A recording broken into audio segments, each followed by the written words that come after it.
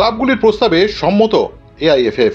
এবারে হাতে হাত ধরে কাজ করবে ভারতের আইএসএল এর ক্লাব জোট এবং অল ইন্ডিয়া ফুটবল ফেডারেশন। 2026-27 মরশুমে আইএসএল নিয়ে বড় সিদ্ধান্ত। काटू क्या अभी काटू? आप नहीं रुक जाएंगे।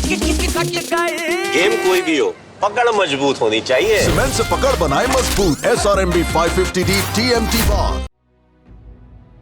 ক্লাবগুলির প্রস্তাবে সম্মত এআইএফএফ।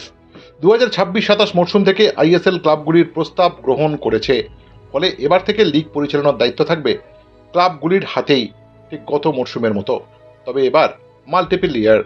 আইএসএল এর বাণিজ্যিক সত্ত্ব অর্থাৎ কমার্শিয়াল রাইটস ক্লাবগুলোর কাছেই থাকছে। এই সিদ্ধান্ত ঘোষণা করার সময় উপস্থিত ছিলেন এআইএফএফ এর deputy secretary general M Satyanarayana এবং 3টি ক্লাবের প্রতিনিধিরা।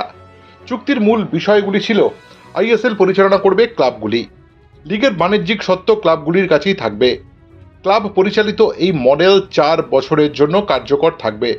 তবে 2 বছর পর চাইলে ক্লাবগুলি এই চুক্তি থেকে বেরিয়ে আসতে পারবে। এআইএফএফ লিগের নেট মুনাফার 10% পাবে। পাশাপাশি লিগের আর্থিক হিসেব নিরীক্ষার অধিকার থাকবে অল ইন্ডিয়া ফুটবল ফেডারেশনের হাতে।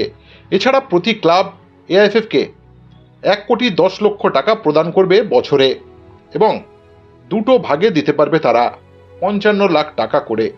2026-27 মরশুমে ওসিআই অর্থাৎ ভারতীয় বংশোদ্ভূত ফুটবলার অন্তর্ভুক্ত করা বাধ্যতামূলক নয়। এটি সম্পূর্ণ ইচ্ছাধীন থাকবে ক্লাবগুলির ওপরে।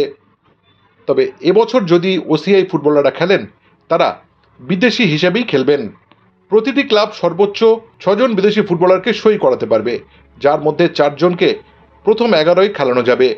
এই চুক্তির ফলে নতুন মরশুম শুরুর আগে আইএসএল এর ভবিষ্যৎ নিয়ে দীর্ঘদিনের টালবাহনা অনেকটাই দূর হলো। Today that is why we are sitting with the clubs. We are making this press conference to announce to you all that we together are going to run this league, and आपको भी मालूम, हमारा clubs को भी मालूम है कि if we don't do it in a professional way, then it is not good for Indian football. So we are all striving to ensure that this league is successful, because people dependent on this league are so many players, so many coaches, so many support staff, owners. आप also think of the owners. Last 10-12-11 साल से वो लोग पैसे डाल रहे हैं, and they're doing it only because of the passion in the game. No one is there because they're making tons of money. Football में कोई पैसा नहीं बना रहा है as of now India में, but hopefully going forward things will change. It's a 4-year what we are planning, so even the broadcasts and all that will be giving them maybe a 4-year they'll be available. But the clubs, we've given them that after 2 years they have requested that if they want they can exit from this particular model. So at the end of 2 years, if the clubs want to exit from this model, then AIFF will have to rethink how we do it after 2 years. But the way they have come forward, the confidence they've shown, I don't see that happening, but let us see. So these are the only 2 time periods we've got as of now.